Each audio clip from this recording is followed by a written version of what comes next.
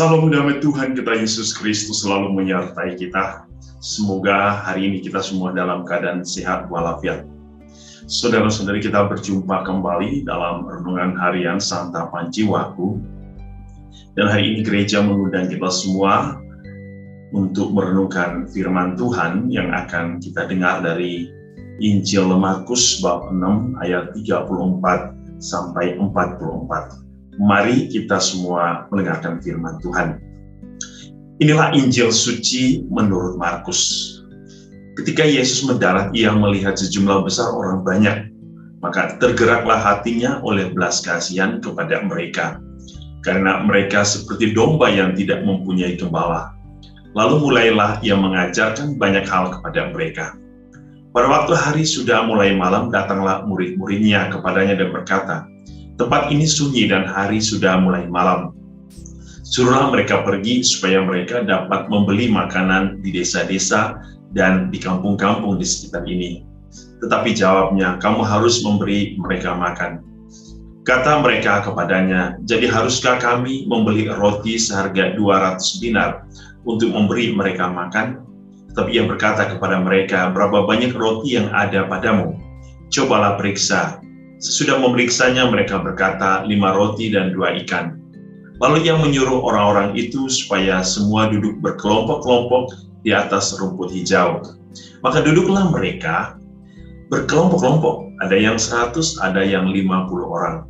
Dan setelah ia mengambil 5 roti dan 2 ikan itu, ia menengadah ke langit dan mengucap berkat, lalu memecah-mecahkan roti itu dan memberikannya kepada murid-muridnya supaya dibagi-bagikan kepada orang-orang itu.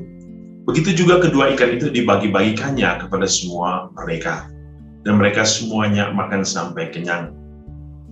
Kemudian orang yang mengumpulkan potongan-potongan roti 12 bakul penuh, selain daripada sisa-sisa ikan. Yang ikut makan roti itu ada 5.000 orang laki-laki. Demikianlah sabda Tuhan. Terpujilah Kristus. Saudara-saudari yang dikasihi Tuhan, kita mendengar kisah Yesus memberi makan 5.000 orang.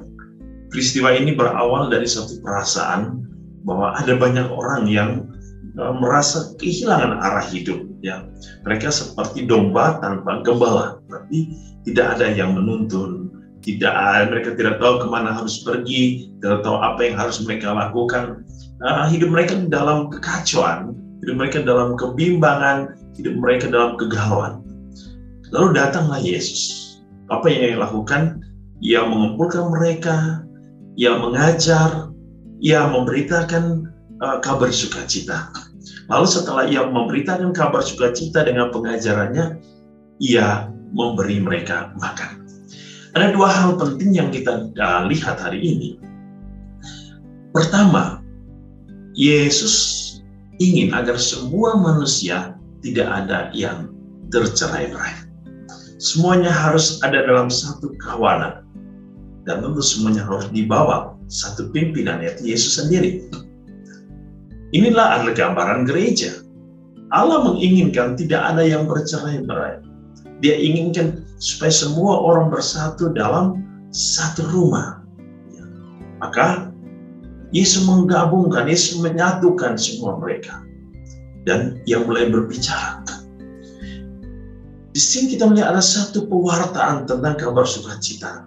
Sehingga orang begitu tertarik untuk mendengarkan dia. Panggilan kita adalah untuk menyatukan semua orang. Agar tidak ada yang tercerai-berai, tidak ada yang merasa galau, tidak ada yang merasa khawatir akan hidup ini. Kita harus menyatukan semua orang di bawah satu kekuasaan, itu Allah sendiri. Ini penting, semua orang harus bersatu. Yang kedua, setiap orang yang telah mendengarkan firman Tuhan harus bisa menyatakan firman itu di dalam kehidupan. Ini yang kita sebut dengan mengasihi. Dalam bacaan pertama dari Denny Yohanes yang mengatakan bahwa hendaklah kita saling mengasihi satu sama lain. Mengasihi adalah mewujudkan firman Tuhan di dalam hidup kita. Kita mendengar hari ini ketika orang setelah capek, secara fisik, secara raga, secara jiwa, mata, telinga, semuanya sudah capek mendengarkan firman Tuhan. Mereka juga capek secara jasmani.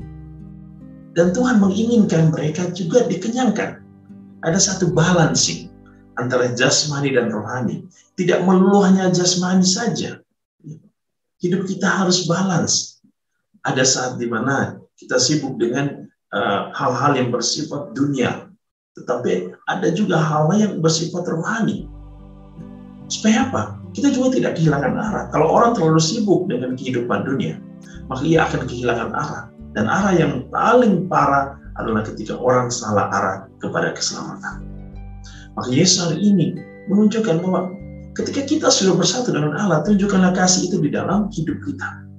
Dengan memberi mereka makan yang lapar, memberi mereka minum yang haus, memberi mereka pakaian yang telanjang, memberi mereka tumpangan yang tidak mempunyai, mengunjungi orang-orang sakit, melawati orang-orang yang berduka.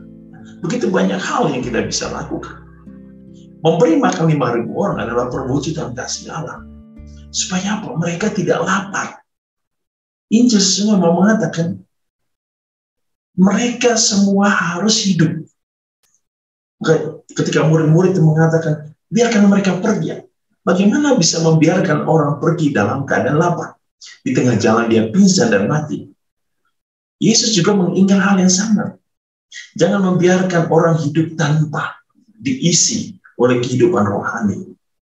Jangan cuma membiarkan orang lapar tanpa diisi oleh rahmat jasmani. Yesus memanggil kita semua supaya membiarkan orang bersukacita, membiarkan semua orang merasa kenyang dan selalu merasa puas dengan firman Tuhan, dengan pengajaran kita, dengan pewartaan kita, dengan tindakan kasih kita. Itulah perwujudan Natal kita. Natal adalah membagi sukacita. Membagi sukacita Allah yang datang dalam hidup kita. Yang datang untuk membawa keselamatan bagi kita. Natal adalah membiarkan setiap orang hidup di dalam kenyamanan.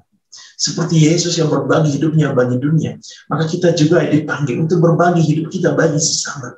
Teristimewa yang mungkin saat ini membutuhkan. Mereka kekurangan hal-hal jasmani dan rohani. Mereka yang kekurangan dan kelaparan akan hal jasmani dan rohani. Mari kita semua datang untuk berbagi hidup kita bagi mereka. Supaya apa? Mereka semua merasa sukacita di dalam Allah. Tuhan Yesus memberkati kita hari ini dalam seluruh hidup dan karya kita dengan berkat-Nya yang berlimpah dalam nama Bapa dan Putra dan Roh Kudus. Amin.